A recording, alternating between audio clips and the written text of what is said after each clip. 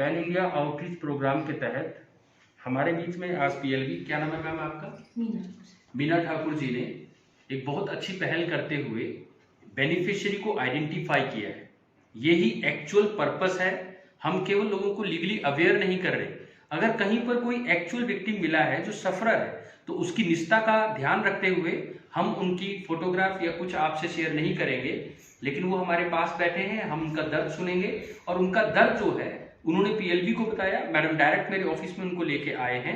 मैं बतौर secretary DLSA Sirmaur अपने सारे पीएलवीज, learned panel lawyers, remand council, students, NGO जो भी हमारे बाजू में है, हमारी एक्सटेंशन है, उनका धन्यवाद करता हूँ इस मिशनरी जील के लिए। और सबसे ज्यादा मीना ठाकुर जी का, जिन्होंने बतौर पीएलवी आज आइडेंटिफाई किया एक बेनिफिशियरी को। आओ देखें और सुने मीना ठाकुर के थ्रू कि हमारे विक्टिम्स की बेसिक प्रॉब्लम क्या है। सर, जो मेरे क्लाइंट्स हैं, मुझे जो विक्टिम मिले हैं, इनका नाम मिस्टर सुमित है और इनके जो मम्मी है वो साथ में हमने लाए, उनसे भी बातचीत करी थी इस बारे में। तो सर, इसको बचपन में अडॉप्ट किया गया था। इसके ताऊजी जो हैं वो अदर फैमिली से हैं, जैसे दादाजी वगैरह 2 भाई होते हैं, तो दूसरे दादाजी के बेटे ने, ताऊजी ने इसको अडॉप्ट किया था, जो कि सिंगल थे, उन्होंने मैरिज नहीं की थी तब। तो अब सर प्रॉब्लम आ रही है कि जब से उन्होंने अडॉप्ट किया, पहला तो ये बनता है सर कि इनको कोई भी खर्चा नहीं दिया, या तो इनके स्कूल का, इनका ड्रेसअप का, खाने पीने का जो भी खर्चा है, जो इनके पहले माँ बाप जो हैं, असली जो माँ बाप थे पहले जिन्होंने जन्म दिया था, ताऊजी ने ये इसमें लिख के दिया था कि मैं कोई मैरिज नहीं करूँगा, यही मेरा वारिस आगे बनेगा, और यदि मैं शादी भी करता हूँ तो उस केस में भी जो मेरा वारिस होगा वो मेरा यही बेटा होगा। तो इसका नाम सुमित है सर, और इसको अडॉप्ट किए हुए अभी बहुत टाइम हो चुका है। अब तो ये 18 साल का हो गया है। पहले ये 5 साल में लिया था, जब ये 5 साल का था तब इसको अडॉप्ट किया था।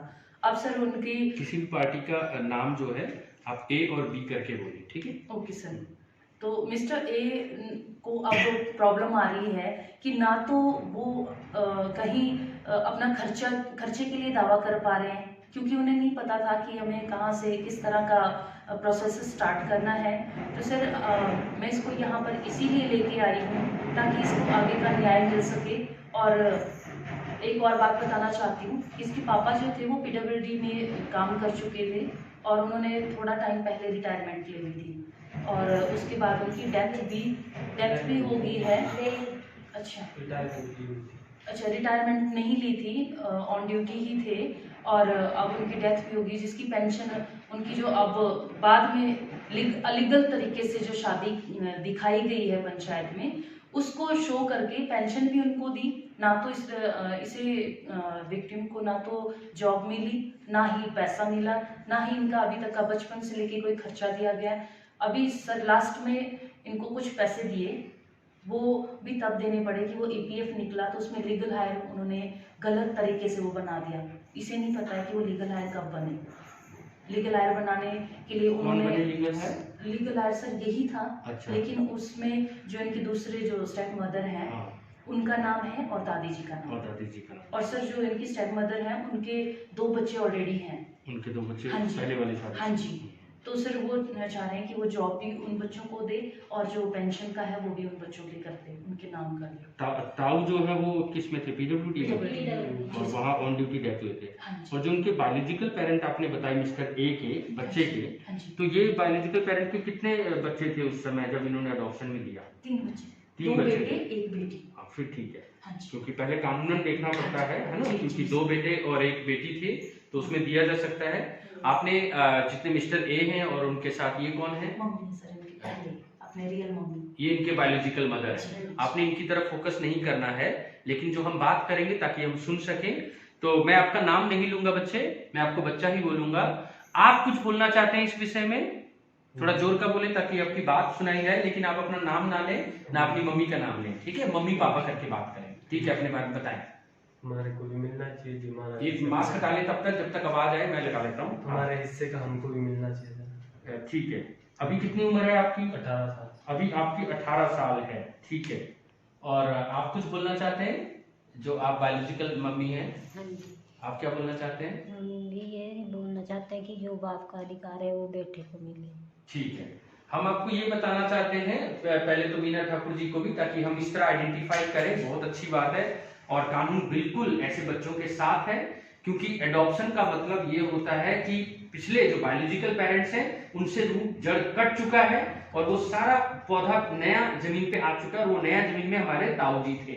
अगर वो ताऊजी बतौर पीडब्ल्यूडी में ऑन ड्यूटी डेथ होकर उनको कोई पेंशनरी बेनिफिट मिलता है और उन्होंने एडॉप्शन में ये बात रखी थी कि मैं जो है उसको ही वारिस बनाऊंगा, ठीक है। वैसे तो एडॉप्शन में इस तरह की कोई भी कंडीशन जो मॉनिटरी हो उसको वैलिड नहीं मानते, लेकिन जहां सोशल सिक्योरिटी और बच्चे की केवल सोशल सिक्योरिटी और वो कोई लालच के ग्राउंड पे नहीं था, कोई फोर्स नहीं था, तो ऐसे कंडीशन जो है बकायदा कोर्ट में डाला जा सकता है और कोर्ट में लड़ा जा सकता है। मैं ये माइंड नहीं देना चाहता क्योंकि ये मामला अभी कोर्ट में नहीं आया, लेकिन इतना कहना चाहता हूं क्योंकि आप जो हैं बतौर 18 साल अभी पूरा हो चुका है नीचे, अगर हो चुका है फिर आप चाइल्ड वाली डेफिनेशन में तो नहीं आए, लेकिन आपकी एनुअल इनकम 3 लाख से नीचे है, आप सालाना जो कमाते हैं, अभी तो स्टूडेंट है यानी कि कम है ऑब्वियसली, तो अगर आप जनरल कैटेगरी से भी हैं तो भी 3 लाख से कम को हम फ्री लीगल एड देते हैं। बतौर पीएलबी आपको ये लेके आए हैं हम, आज ही आपका साइन करवाकर आपको कॉन्टैक्ट नंबर लेकर एक फोन आपको वकील साहब का आएगा कि मैं आपका वकील चुना गया हूं।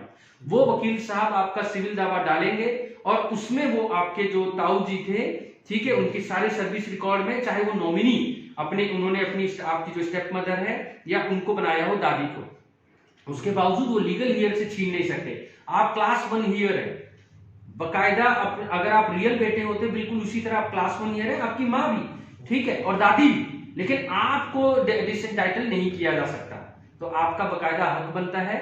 और जितनी भी पैतृक संपत्ति थी या सेल्फ एक्वायर्ड थी या पेंशनरी थी, चाहे उसमें नॉमिनी गलत या सही नहीं होता, नॉमिनी ये हम पीएलबी को बताना चाहते हैं, नॉमिनी केवल एक को ही बनाया जाता है और वो किसी को भी बनाया जा सकता है, मगर कानून में वो एक ट्रस्टी बन जाता है, उसके हाथ में मान लो 50,000 रुपया है, तो वो 3 भागों में बराबर डिवाइड करेगा जो क्लास 1 हियर है, जिसमें दादी, माँ और बेटा तीनों आते हैं, और माँ स्टेप मदर भी हो तो भी माँ ही होती है, और इसीलिए वो तीनों कवर हो जाते हैं, ठीक है। लेकिन हम केवल कानून के पहलू बता रहे हैं, जज साहब क्या करेंगे इस पे हम ना पीएलबी कुछ बोल सकते हैं ना हम, क्योंकि हमारी न्यायालय बिल्कुल इंडिपेंडेंट होती है, पर हम आपकी कानूनी मदद करेंगे, आपको एडवाइस दिया है। अब मैं आपको बता दूं, जो वकील साहब है आपका केस जिस तरह मैं तैयार कर रहा हूं वो केस तैयार करेंगे। केस तैयार करने से लेकर सर्विस रिकॉर्ड से किसी को बुलाना है, कोई डॉक्यूमेंट मंगवाना है, जैसे ये सारे डॉक्यूमेंट हैं, इनको प्रूव करने के लिए किसी को बुलाना है तो खर्चा लगता है ना, आपको एक भी खर्चा इस पूरी प्रक्रिया में नहीं देना है, ना अपील में ना कहीं पर, ठीक है। ये सारा बतौर सेक्रेटरी में कस्टोडियन हूं, भारत सरकार यानी इंडियन जुडिशरी आपकी मदद के लिए तैयार है। धन्यवाद। और मैं यही एक्सपेक्टेशन करता हूं, आइडेंटिफाई करें बेनिफिशियरीज को, उनकी निजता का ध्यान रखें, उनकी प्राइवेसी का ध्यान रखें और उनको एक्सपोज ना करें, लेकिन सक्सेस स्टोरी जो है आप इस तरह बनाएं ताकि मोटिवेशन हो और गांव-गांव तक पैन इंडिया आउटरीच प्रोग्राम जो है सक्सेसफुल हो। धन्यवाद। जय हिंद, जय हिमाचल।